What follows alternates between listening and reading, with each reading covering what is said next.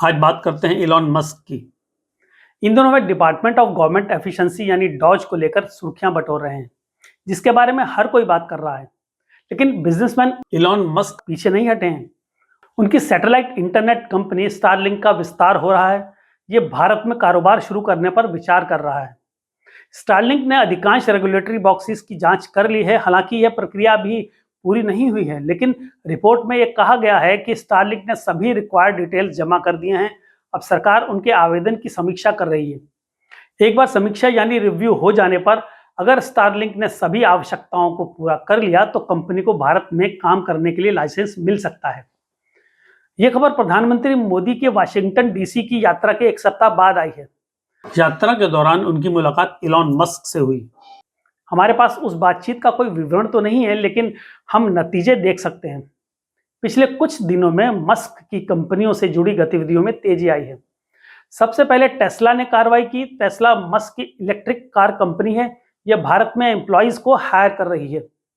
कुछ रिपोर्ट्स में कहा गया है कि टेस्ला शोरूम के लिए जगह तलाश कर रही है।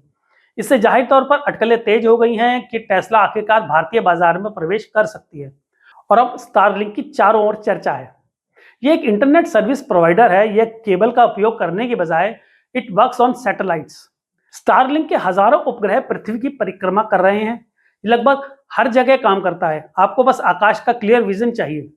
यूजर्स एक खास डिश के जरिए स्टारलिंक से जुड़ते हैं। यह सैटेलाइट टीवी की तरह काम करता है, लेकिन इंटरनेट के लिए।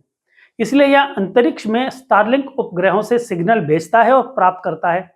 और यहाँ आपको क्या करना है, सबसे पहले आप डिश सेट करेंगे, फिर आप अपने डिवाइस को उससे कनेक्ट करेंगे, फिर आप ऑनलाइन हो सकते हैं।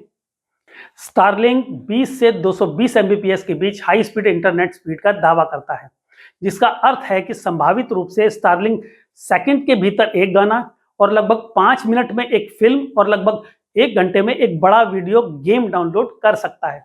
तो इसलिए यह मूल रूप से इंटरनेट सुपर हाईवे का वादा कर रहा है। सवाल यह है कि क्या भारत को इसकी जरूरत भी है? क्या भारत का मौजूदा digital infrastructure not good enough? आइए इसे समझते हैं। सबसे पहले सैटेलाइट इंटरनेट के साथ स्टारलिंक किस समस्या को हल करने की कोशिश कर रहा है और वास्तव में इसकी आवश्यकता किसे है? स्टारलिंक के समर्थकों का कहना है कि यह पहुंच का विस्तार करेगा, खासकर दूर दराज के इलाकों तक जहां पारंपरिक केबल और तार नहीं पहुंच सकते।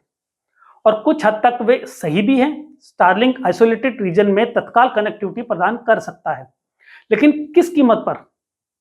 कुछ अनुमानों के अनुसार स्टारलिंक की लागत पहले वर्ष में 1 लाख रुपए से अधिक हो सकती है, यानी एक यूनिट के लिए 1 लाख रुपए।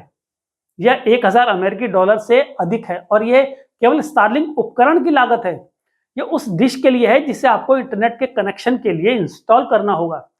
और फिर एक सर्विस कॉस्ट भी है, स्टारलिंक का उपयोग करने के लिए मंथली इंटरनेट बिल। और यह कितना होगा? लगभग 7000 रुपए, यानी 80 अमेरिकन डॉलर। आइए इसकी तुलना आज भारत में इंटरनेट की औसत लागत से करें।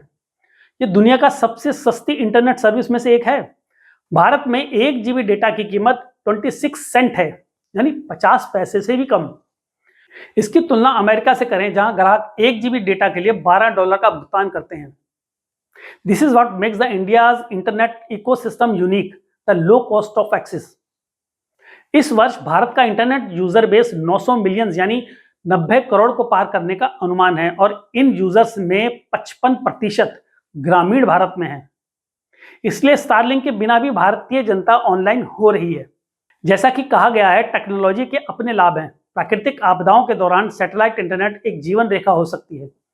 जब किसी देश का डिजिटल बुनियादी ढांचा प्रभावित हुआ हो, यह कठिन इलाके में युद्ध लड़ने में मदद कर सकता है। यूक्रेन ने इस कार्य के लिए सैन्य अभियान चलाने के लिए स्टारलिंक पर भरोसा किया है। इसलिए भारत को इस तकनीक पर रोक नहीं लगानी चाहिए। इसकी बजाय भारत को लोकल प्लेयर्स को प्रोत्साहित करना चाहिए। और शुक्र है कि भारतीय टेलीकॉम कंपनियां किनारे पर नहीं बैठी हैं। वे अपने स्वयं के उपग्रह इंटरनेट उत्पादों की योजना बना रही हैं। इसलिए जब भी भारत की बात आती है, Starlink will face tough competition. Local players भारतीय बाजार को बेहतर समझते हैं। स्टारलिंक को बाजार हिस्सेदारी के लिए संघर्ष करना होगा। सिर्फ इलॉन मस्क का नाम पर्याप्त नहीं हो सकता। भारत में सर्वाइव करने के लिए उन्हें कॉम्पिटिटिव स्ट्रेटेजी की आवश्यकता है। अगर आपको ये वीडियो देखकर कुछ जानकारी मिली हो या हमारी वीडियो अच्छी लगी हो तो इसे ज़रूर लाइक करें और अपने दोस्तों और परिवार के साथ शेयर भी करें। और हाँ, सब्सक्राइब करना मत भूलिएगा। अपना ध्यान रखिए, खुश रहिए। नमस्कार।